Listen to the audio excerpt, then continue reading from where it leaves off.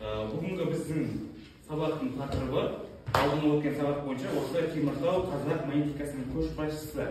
Дәл осы тақырыпта осы сабақтың екінші тарауы болады. Әсер көрініс береді.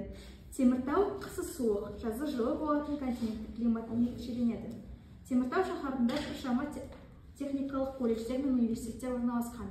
Әлеуметтік және мәдени өмір түрлі саябақтармен, театрлар. Үлкен рөл атқарады. Негізінен сол экономикада біздің экономикамыз сол жер асты қазба байлықтарына байланған көбінесе. Сондықтан Не үшін қажет? Түйіндеме кімге қажет? Бізге ме немесе біз беріп жатқан мекемеге қажет пе? Осының түйіндеменің басты ерекшеліктерін кім айтып береді? Нұрас.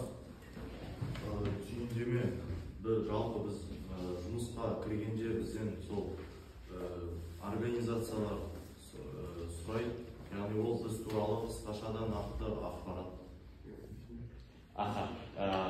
Түйіндеме топтық жұмыс.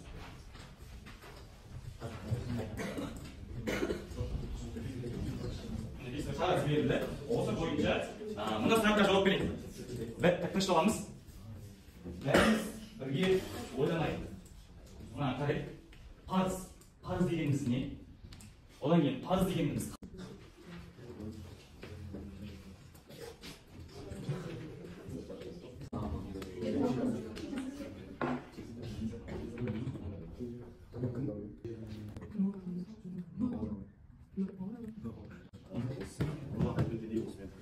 шариғаттағы парыздарын айтып келеді.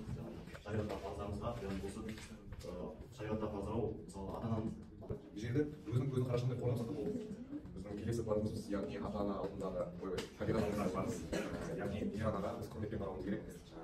Бізге табиғат бізге өзінің жеңістерімен басқа да өнімдерін бізге береді. Өзіміздің парызымызды сақтағымыз деп ойлаймын. Және екіншіде сол отанға деген